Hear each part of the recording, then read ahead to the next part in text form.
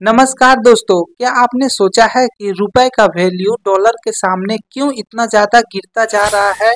1947 में जब देश आज़ाद हुआ था तब 3 रुपया 30 पैसे के बराबर $1 हुआ करता था, लेकिन आज 87 रुपये को पार कर चुका है $1। आपके मन में यह सवाल कभी न कभी जरूर आया होगा कि डॉलर और रुपए के बीच में इतना ज़्यादा डिफरेंस क्यों है और ये कैसे तय होता है कि $1 में कितना रुपए होगा। और क्या हो दोस्तों अगर $1 $1 के बराबर हो जाए। आइए समझते हैं इसे एकदम बेसिक से।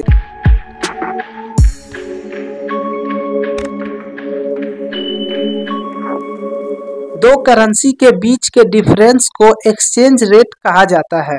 जैसे कि $1 में 88 रुपए होते हैं, इन दोनों करेंसी के बीच के अंतर को एक्सचेंज रेट कहेंगे।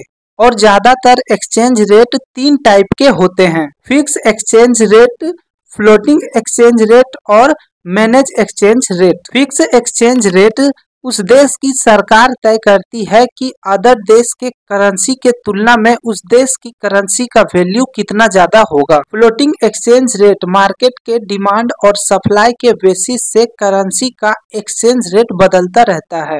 अर्थात ये कैसे बदलता है इसे एक एग्जाम्पल से समझते हैं। कल्पना कीजिए दो देश है एक्स और वाई। एक्स और वाई दोनों मिलकर अपना अपना देश को डेवलप करने के लिए खेती करना शुरू करता है। एक्स कंट्री ने 1000 आलू का उत्पादन किया और वाई कंट्री ने 1000 प्याज का उत्पादन किया। उसके बाद दोनों देश ने व्यापार को सरल बनाने के लिए अपना अपना करेंसी बनाता है।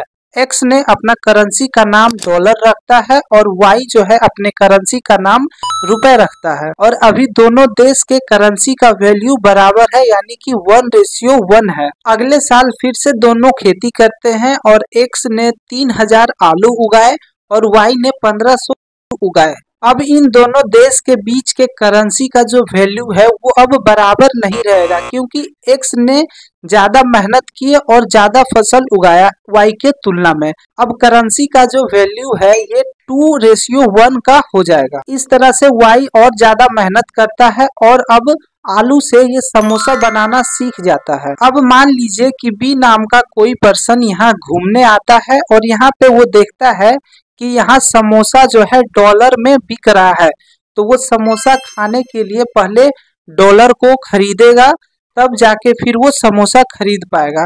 तो इस तरह से वो ज्यादा डॉलर खरीदता है ताकि वो फिर से जब आए तो वो समोसा को खरीद सके। और ये बात वो अपने देश में जाता है और लोगों को बताता है कि देखो एक्स देश में समोसा मिलता है और वो डॉलर में मिलता है, तो और भी लोग समोसा खाना पसंद करेगा, जिसके लिए उसे पहले डॉलर खरीदना होगा। इस तरह से ये भी अपने देश जाता है और 4 लोगों को बताता है और 4 लोग भी इस तरह से करते हैं, जिसके कारण डॉलर का डिमांड बढ़ता है, जिससे डॉलर का वैल्यू बढ़ता है। तो इस तरह से डिमांड और सप्लाई के कारण करेंसी का वैल्यू जो है वो ऊपर नीचे होता है। तीसरा टाइप है मैनेज एक्सचेंज रेट।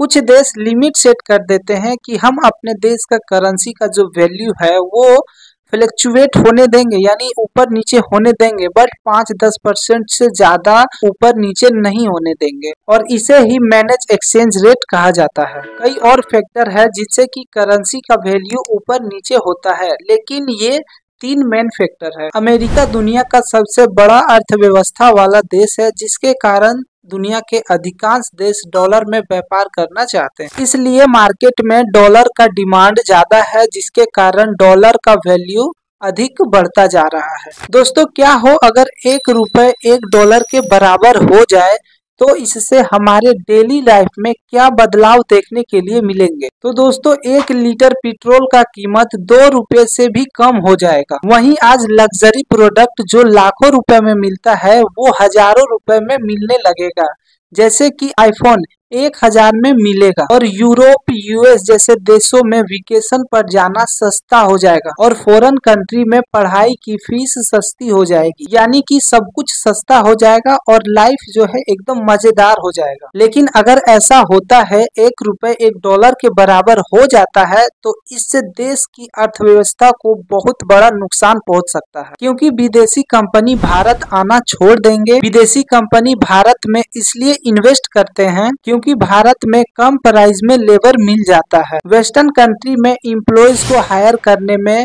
$35,000 $40,000 का रकम देना पड़ता है और इंडिया में 35,000 का रकम देना पड़ता है, यानी कि डॉलर के मुकाबले बहुत कम होता है रुपीस। लेकिन जब एक रुपए $1 के बराबर हो जाएगा तब यहाँ पर इंडिया में भी एम्प्लॉय का रेट जो है यानी कि लेबर का जो प्राइस है वो बढ़ जाएगा। और जो कंट्री इंडिया में अपना ऑफिस या फिर कॉल सेंटर खोल रखे हैं ये सब सर्विस सेक्टर में आते हैं और सर्विस सेक्टर इंडिया में 30% से अधिक सर्विस प्रोवाइड कराते हैं। ये सभी कंपनी को एम्प्लॉय रखना इंडिया में महंगा पड़ने लगेगा, जिसके कारण वे अपना कॉल सेंटर ऑफिस बंद करके चले जाएंगे, जिससे 30% से अधिक लोग बेरोजगार हो जाएंगे, उनकी नौकरियां चली जाएगी और इससे देश को बहुत बड़ा नुकसान पहुंचेगा। कई बार गवर्नमेंट अपनी करेंसी की वैल्यू को जानबूझकर नीचे गिराते हैं ताकि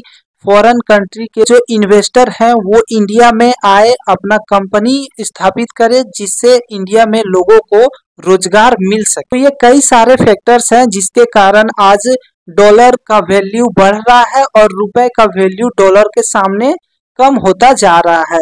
तो दोस्तों मैं आशा करता हूं कि ये टॉपिक आप लोगों को अच्छा से समझ में आया होगा। कमेंट में आप अपना फीडबैक जरूर दीजिएगा, वीडियो को लाइक कीजिएगा। मिलते हैं फिर से एक नए टॉपिक के साथ।